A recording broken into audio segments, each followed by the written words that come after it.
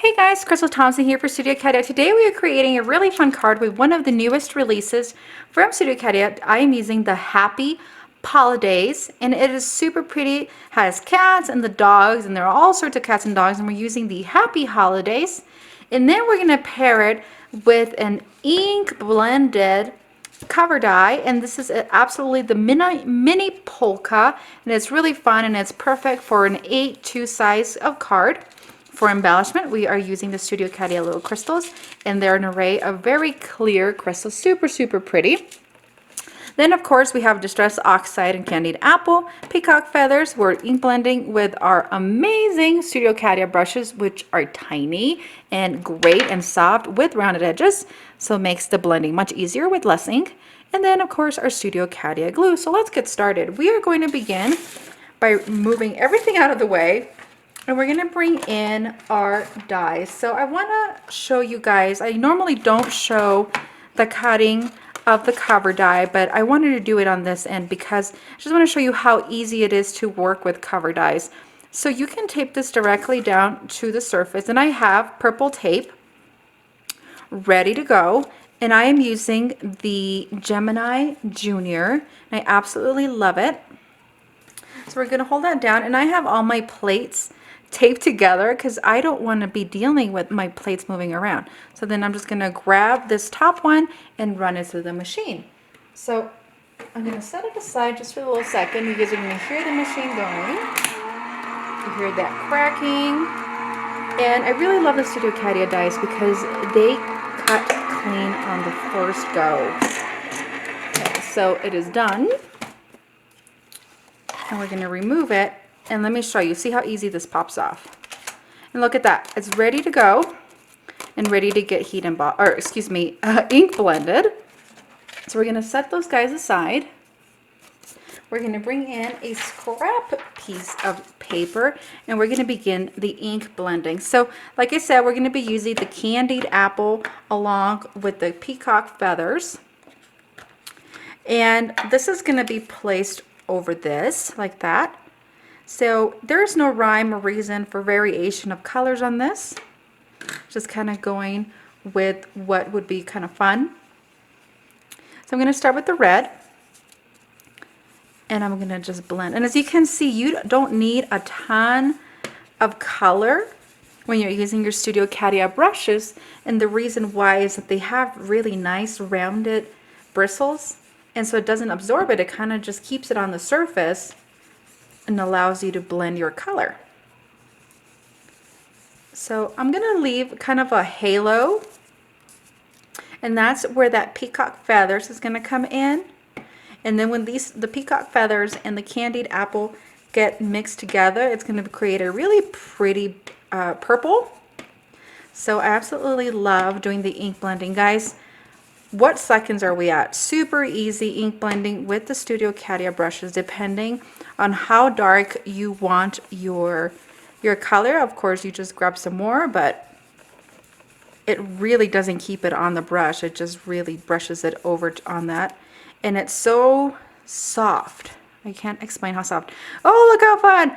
We might have to do a stencil out of this beautiful cover die. All right, so we're going to grab some of that peacock feathers. We're going to grab this at the edge. I'm going to start darkest and blend out. Grab some more.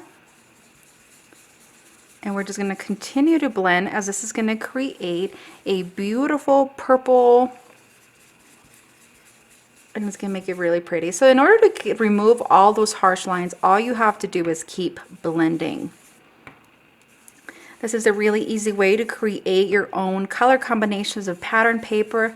If you don't have a specific color, but you're like, hey, I colored all my doggies in this color combo, it really allows you to do what you want to do with it by blending in those covers. And it kind of extends the use of all your dies. All right, so I'm pretty happy with this. I'm going to bring in my water brush because we are using distressed oxides. It's going to react with the water. So I'm going to grab that, and I have just a regular water brush. I'm going to flicker that. That one went a little less of a flick, didn't it? Just kind of big drops, but that's okay. And then we're going to set it aside. But as you can see already on camera that it's starting to react with the water, and it gives it just a really fun special effect. So we are ready. We're going to set this aside. We're going to grab our little dogs that we had colored earlier, and these were colored with Copics, and then use the dye to match it, and it's just really fun to be able to do that and eliminate any fussy cutting. Okay. I'm going to do one more. And so I'm using double-sided adhesive for this. What this is going to do, it's going to raise it and just give it some dimension.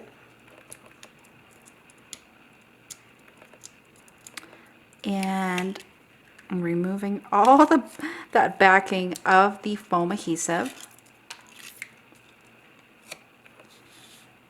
And then you can place them here, you can place them down here. So I'm going to place them right in the center. It's going to kind of cover some of that. You know what? I'm going to bring it down just a bit so you see some of that teal, and it kind of matches up all that beautiful coloring. So this is going to be placed on a card base. So it would actually look like that when you place it on a red card base. So now we're going to move on to heat embossing our sentiment. So I'm going to be using the Happy Holidays from the Studio Katia stamp set. We go Happy Holidays.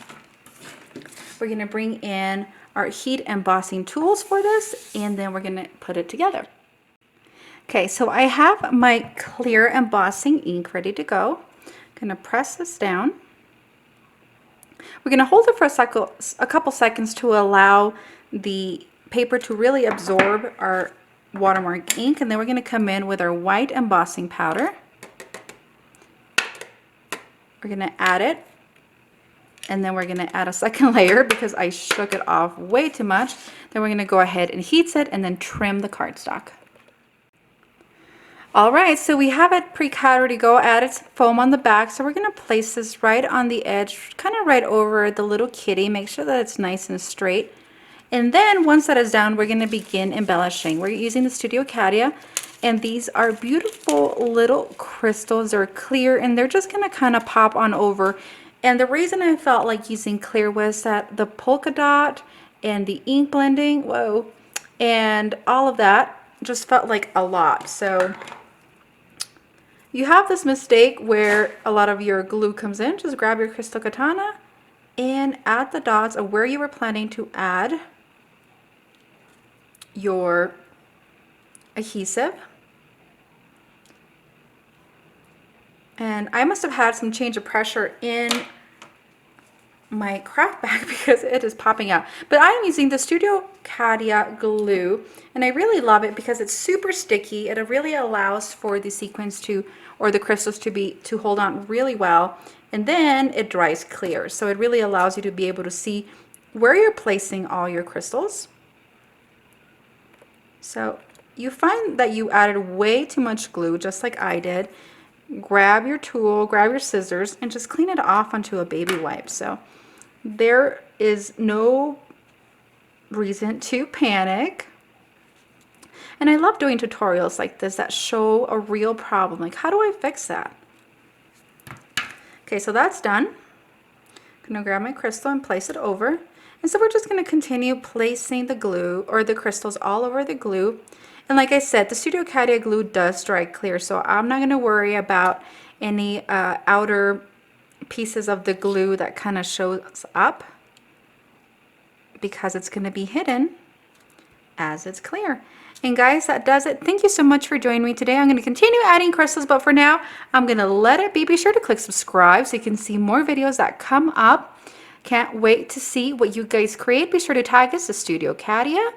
On Instagram, we have a Facebook channel, a Facebook group for Studio Katia as well. So be sure to hop on over, click subscribe. Thanks so much. Have an amazing day.